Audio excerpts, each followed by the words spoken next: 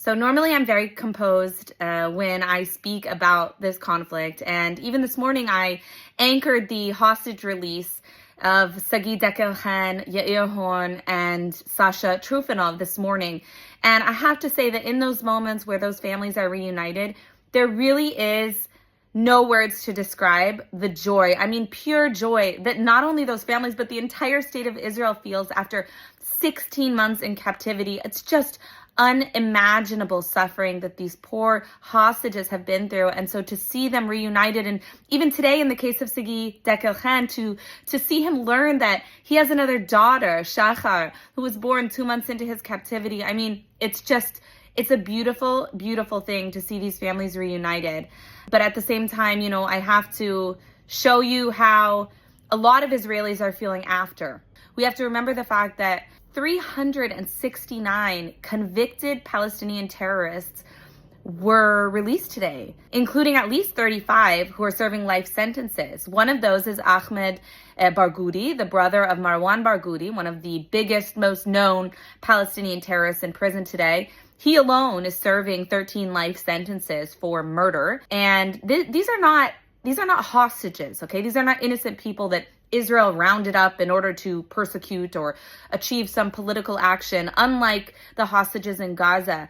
And the problem with these hostage releases, in addition to the fact that it's completely immoral, is that it leads inevitably to future attacks.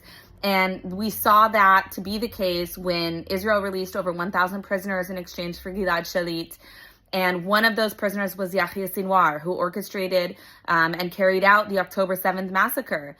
And it's so painful to me to see these prisoners being released, because we know that there will be more hostage taking, that there will be more kidnapping attempts, that there will be more violence, because we're releasing hundreds of people back out into the world in order to recommit these heinous crimes. And I don't understand why this government is incapable of finding a solution that doesn't involve the risks that we're taking. And this is aside from the fact that it's an injustice to those who have suffered from, those attacks already, the people who aren't alive today as a result of the actions of these terrorists.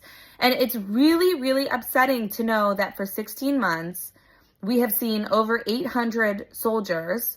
And when we're talking about soldiers, it's important for Americans to understand these are like 18, 19-year-old kids. These are not 35-year-olds with years of training and, intense combat situations. By and large, these are very, very young, inexperienced soldiers, and they're giving their lives for this country.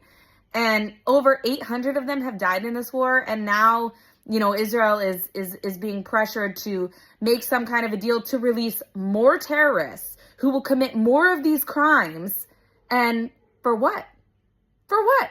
Because we saw a hostage release production today, thanks Al Jazeera, where the Red Cross was paraded across the stage and signed release documents in front of everyone. We saw hostages paraded on stage again for the third week in a row again, who were forced to make speeches in front of a crowd of Palestinians who support Hamas. Why is the world accepting this? The demand needs to be to release all of these hostages. And that's why you saw U.S. President Trump this week saying, release all the hostages by 12 p.m. Saturday or there will be hell to pay.